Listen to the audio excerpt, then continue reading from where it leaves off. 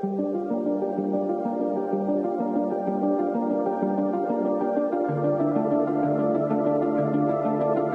everyone. Welcome to the Construction Record Podcast. I'm digital media editor Warren Frey, and as with every Wednesday, I have with me DCN and JOC editor Lindsay Cole.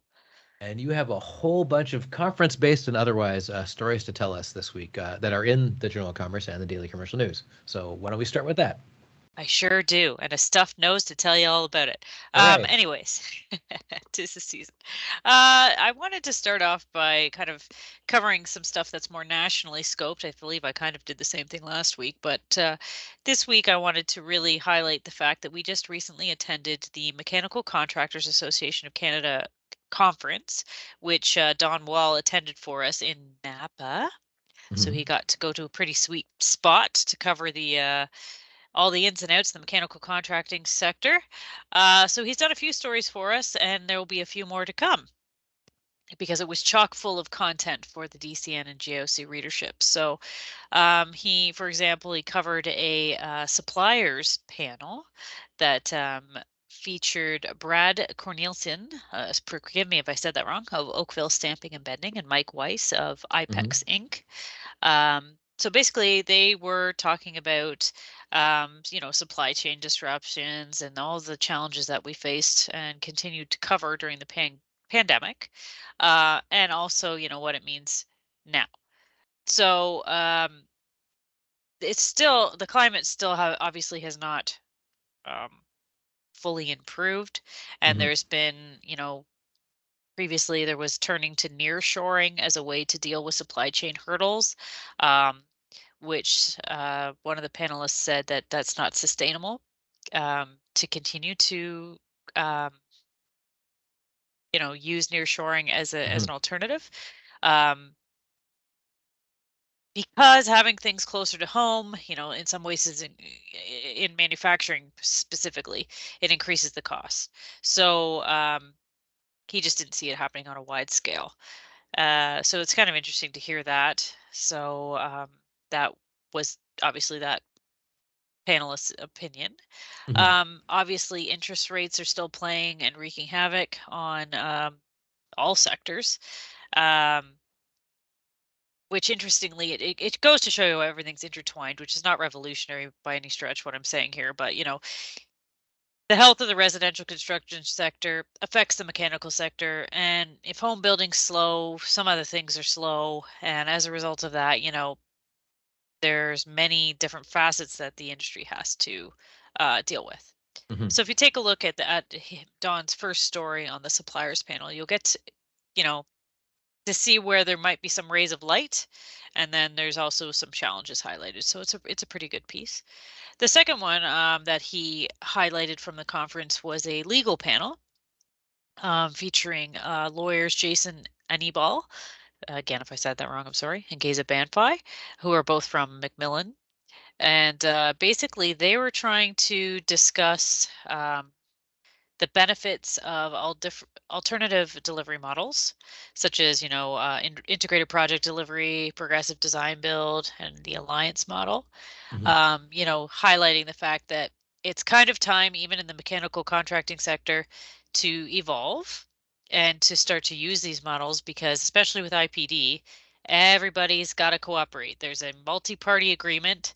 They all sit down and they all have to agree on it, and they all have to kind of keep everybody updated. And it's really, I think, the true definition of collaboration, so to speak, when it comes to these delivery models. So it was interesting just how Geza Banfi laid that out during the panel discussion, just to kind of encourage the mechanical contracting stakeholders that were at the conference to consider this as a potential way to improve business relations. The other aspect of the panel discussion was on dispute resolution, particularly when it comes to adjudication and arbitration. Obviously, we're discussing instead of having to go through this long, twisted court process, especially here in Ontario, we've got mechanisms. Even in Alberta now, there's mechanisms where you can go to adjudication and have an arbitration agreement and just cut the timing in half. And then, it allows everybody to get their documentation and their parties and their position in order quicker, and it's just a better way to potentially end disputes. So some good words of wisdom on this panel, and I think overall a good message for the mechanical contracting industry. So stay tuned for more from Don with regards to some MCAC coverage, because he will have more and we will have more. Another, this is always a very popular item on the DCN and JOC, even if it's just the smallest of briefs. I thought I would highlight the North American Crane Index, which Ryder Levitt Bucknell Crane Index. It always comes out biannually, and we just had the most recent one. And not shockingly, guess what city is the top, Warren? The center of the universe. Which is Toronto. That's right. So Toronto has 240 cranes. Now I should put the caveat in here that this is the of 14 North American cities where the RLB does business. So got to put that caveat out there. But that's some big American cities too. I mean, like New York, yeah, cranes. You can't look anywhere in New York without finding cranes, right? So I mean, that's kind of surprising. Right. So not only is there 240 in Toronto, second place was Seattle, and it only has 45. And then Los Angeles with 30, according to this report. So, yeah, I mean, I had to highlight that because I just thought it was pretty astounding, actually. You know, New York was highlighted with 8, which now that sounds off, frankly. Yes. But I mean, I'm sure it's right, but it doesn't sound right. To be fair, the crane count is done twice yearly, so perhaps, you know, things change, right? Cranes do go up and down. No pun intended, but so apparently the data was collected in August. So this is always kind of an interesting one for us. It just kind of shows the scale of development that's taking place across North America, again, where RLB does business or has offices. So I just thought it was very indicative of where Toronto sits when it comes to its construction sites. And, you know, going downtown Toronto, you'll be there in a couple of weeks, Warren. You'll be able to see some cranes in the sky, apparently. So I thought I would highlight that. The last one for the eastern side of things, I thought I would highlight a resource project. So we obviously try to report on all facets of the industry, but this was a cool mining project story that Don dove into. It's it's called the Greenstone Gold Mine, and it's near Geraldton in Northern Ontario. It's a $1.23 billion US project, which Equinox Gold was undertaking. So the finish line is now in sight. And what the story goes into is, you know, the infrastructure that is surrounding this large mine. Like there's a water treatment plant, a truck shop, a sewage treatment plant, storage buildings, a processing plant, just the amount of transfer towers, you know, I could go on, but it's a huge, I think what it illustrated to me was, yes, mines themselves are massive, you know, resource projects, but that's all the supporting infrastructure that goes along with it that takes the time, but also the amount of work that goes into that is pretty impressive. So it's a good project story. I highly recommend reading it in the sense that it just is a little bit of a different trajectory for us, highlighting what goes into mining infrastructure. On the West Coast, we have another kind of project story. I thought I would highlight Alberta's largest 3D printed housing project. We've done 3D printed, you know, buildings and housing projects before, but this one's on a First Nations community just east of Calgary. And it's a way to try to get housing built faster. So they're calling it the Star Lodges, and it's going to be 16 one-bedroom, one-bathroom units grouped into 4 plexes. Completion's supposed to be slated for April. And you know, the story itself just talks about, you know, what goes into how they're 3D printed, but also why on this First Nation selected 3D printed as a mechanism to get these houses built, and where 3D printing might be headed in the future when it comes to the housing crisis. So, you know, it's always interesting. You hear modular construction, you hear how there's so many different ways to try to get housing built more efficiently and quickly. So we'll have to see what really ends up coming out as the front runner when it comes to tackling the housing crisis. The last one I was going to highlight is also kind of a way to deal with the housing crisis, but I guess it's an example of a program that's really seen almost a little too much success. So the city of Calgary is actually pausing new applications for its downtown Calgary Development Incentive Program. So this program's for office to residential, hotel, school conversions, for example. So we've reported on this program in the past because it has seen so much success. You know, downtown Calgary was seeing a lot of office vacancies, and this was a way to provide incentives to create a different type of use for these old offices. So while the program is obviously seeing a lot of success, there's apparently 17 projects in the pipeline, and the city of Calgary is pursuing additional funding to support many more projects in the near future. So to date, the city's committed 153 million to the program, and there's 13 approved projects and 4 projects in the review process. Excuse me. So if all goes well, it's going to create 2,300 homes. But the thing is, you know, there's going to be a little bit of a pause because they need more funding available. So they do plan to reopen project applications when they are able to kind of revise the terms of reference that the city council had previously taken a look at, and then when, you know, they get more money. So thought it was kind of interesting just to highlight the success of the program, but also how, you know, I guess everybody's very interested in it. So it's just another way that we're taking a look at trying to quell the problems of people finding a place to live. And that is all I have from the news desk, so to speak, this week.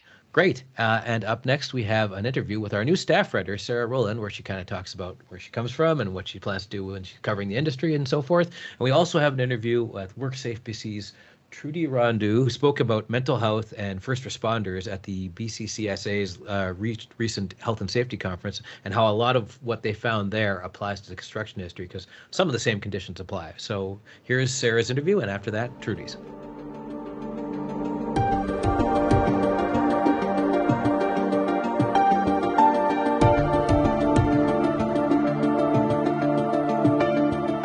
I have Sarah Rowland, and I am the new staff writer for the Journal of Commerce.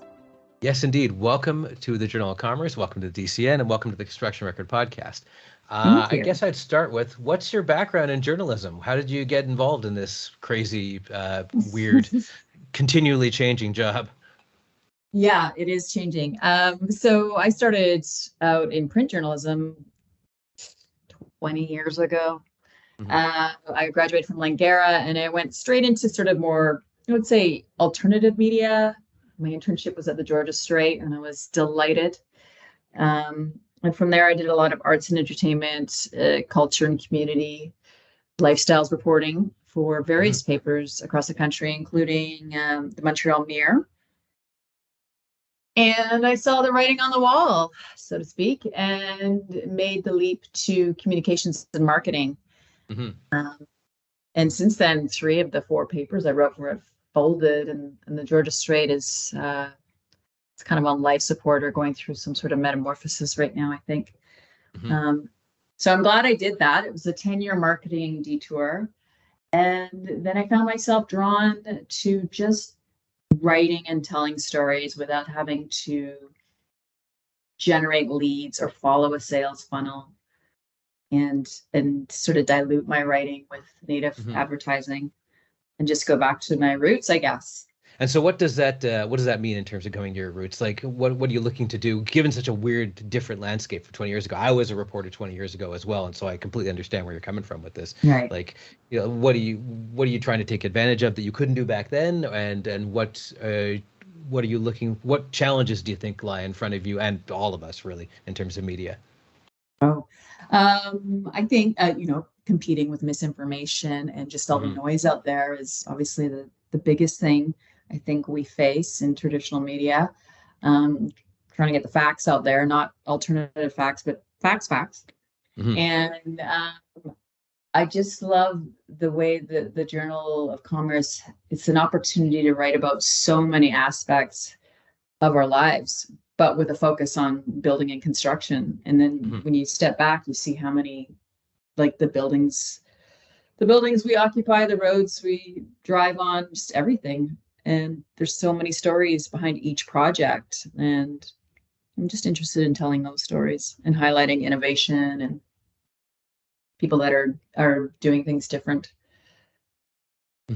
Like I can give you one example because I've worked 12 years in counting, I think here, and I talked to a guy who makes like nuts, actual big industrial nuts I think it was in Langley. Anyway, he was saying he walks through Yaletown here in Vancouver, which is one of the older neighborhoods in downtown Vancouver for people who aren't from here, and he sees his grandfather's name on every one of them, on every steel girder, and I'm like, well, that's something you just don't know unless you do this job at this granular level, right? So I'm looking forward to what you find in that, because you will find stuff like that reporting on this industry.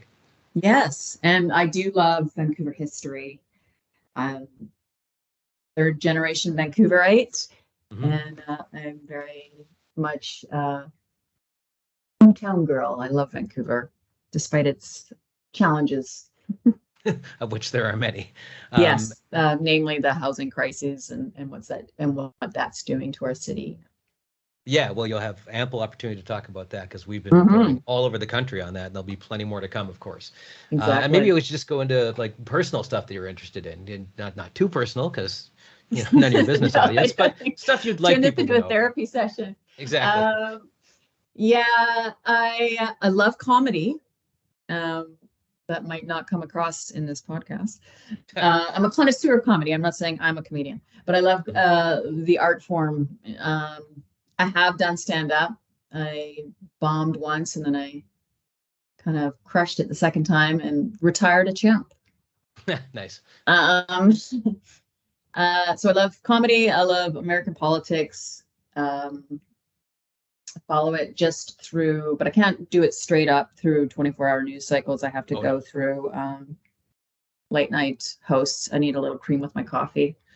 Just it can be hard to take, but comedy, my dogs, animals, and film. I was the film editor for the Montreal Mirror, so I love film and music. I was a music writer for the Georgia Strait, so 10 years of reviewing concerts under my belt. So I guess arts and culture, thrifting. I am very interested in the sort of circular economy and reusing things and thrifting and sort of thing. And I can tell you, all those things tie into construction in some form or another. Like right. I'm still pursuing a story about a concert hall in New York that has been ongoing, and eventually I will get this story. But besides that, I've done stories about how to build buildings in video games and then destroy them because why not? It's interesting. That kind of thing. There's stuff like this will come up all the time. Weird intersections that you didn't see coming will happen on all to do with construction or architecture or engineering or anything of that nature. I guess finally I would ask, what are you looking forward to most of doing this job? I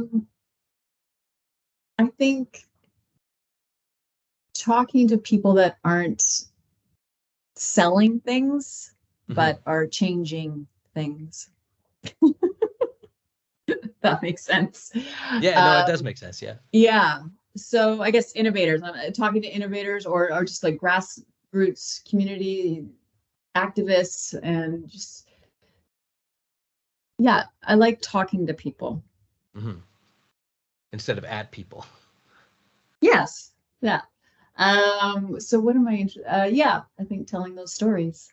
Like my first story here is about a follow-up story on flushing toilets on work sites, which seems like kind of like an opportunity for some really bad puns, but it's actually like a really serious story, like how we let these tradespeople work in those conditions for so long is baffling, and it's just something I never really thought about. I obviously I think about it when I'm at a festival, right? And I go home early because I can't use the washrooms. But yeah, it's their livelihoods, and they have it. Just I'm happy to hear about the announcement, and it's interesting the people that have been campaigning for this for years. So toilets. Exactly. Well, I can't think of a better way to end this. So thank you for joining us, Sarah, and good luck to you. I'm looking forward to working with you for many years. Yeah, me too.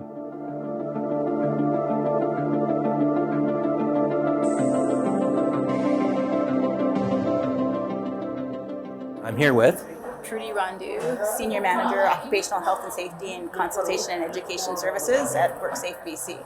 And you at the BCCSA Health and Safety Conference spoke about how first responders and construction sort of parallel each other in terms of mental health challenges and in terms of helping with that. So maybe you could go into some of those parallels are. Yeah, I mean, there's certainly some commonalities between people who work in safety in the construction industry and first responders. You know, they both may be exposed to traumatic events. And when I put my hands up at the conference there and asked people if they'd ever been exposed to a traumatic incident at work, the majority of them put their hands up. So, I mean, that's similar to first responders, of course. So, WorkSafeBC, in partnership with the BC First Responders Mental Health Committee, has developed a lot of resources to help with exposure to traumatic events. And we've developed resources for organizations, so for leaders to implement, as well as resources for individuals to look at individual resilience. And you mentioned some of these resources are online. Could you give the website first of all? And secondly, these are free to use for anybody. Just acknowledge that you guys made it and put your own logo on it. Yeah, so bcfirstresponders.mentalhealth.com is the website, and there's a phenomenal range of resources on there, documents, videos, absolutely. And yes, those are open access. I mean, so we typically like an email request saying, hey, we've seen this document, we'd love to adapt it for our own organization. Are you okay with that? And today we've said yes to everyone, just with the acknowledgement that it was created by the First Responders Mental Health Committee. But we've seen examples of organizations all across the world who've taken some of the documents that we created and adapted them for their own organizations. And how much back and forth is there between, I mean, obviously the regulars, you're the final word on this, but how much back and forth is there between stakeholders and you and people developing their own mental health studies or programs, and is there input back and forth, I guess? Yeah, I think that the conversation's really just starting. I anticipate that there's going to be a lot more back and forth. I mean, I've recently hired in my department, we've got occupational health and safety consultants who focus and specialize in mental health injury prevention. And so we're really looking at how can we collaborate and consult with employers and workers in the province to make sure that we're sort of developing programs in alignment. And you also said that you, WorkSafeBC, has hired I think a director of mental health services, and this is a first? Yeah, so we actually hired a chief mental health officer. So to my knowledge, that was the first such position in workers' compensation systems across Canada. Mm-hmm. And also you said psychological damage isn't the right word, but psychological compensation and treatment for this is also quite new, but it's something that WorkSafeBC is looking at implementing in 2024.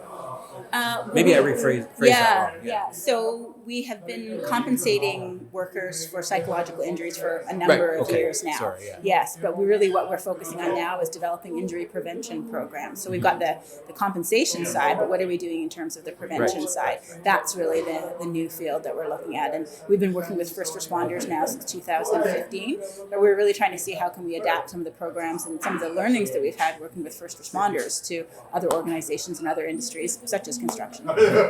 And you also said that, well, actually just in the audience, you asked how many people were aware of these programs, and very few were. So you were saying that once people are more aware of these programs, which I'm sure WorkSafeBC is advertising, then there's an uptick, but then there's a downtick because people are actually using the programs. Yes. Yeah, so we often, we're striving to raise awareness, right? Raise awareness that psychological injuries do happen in the workplace. And so we can see an uptick of claims once that happens. But our long-term goal is that we eventually see a downtrend. And that's because all the prevention programs are in place. And the pandemic, well, as per usual, was mentioned because it has to be. It was a giant thing that happens for 3 years. But in some ways, I'm not saying it's a good thing, but it was people were more aware now than they were before. And I'm not sure that would have happened without the pandemic happening. Yeah, I think that's a great point. I mean, I think the pandemic has kind of normalized talking about mental health because everybody was going through some kind of pandemic experience. You know, some people's more positive, some people's more negative, but the topic of mental health kind of came to the forefront. And I think we can build on that now and start looking at, okay, how are we addressing mental health in the workplace? And just in terms of the construction industry, which is what our audience is, what resources do you have specifically for them already? And what else can they do to help with this?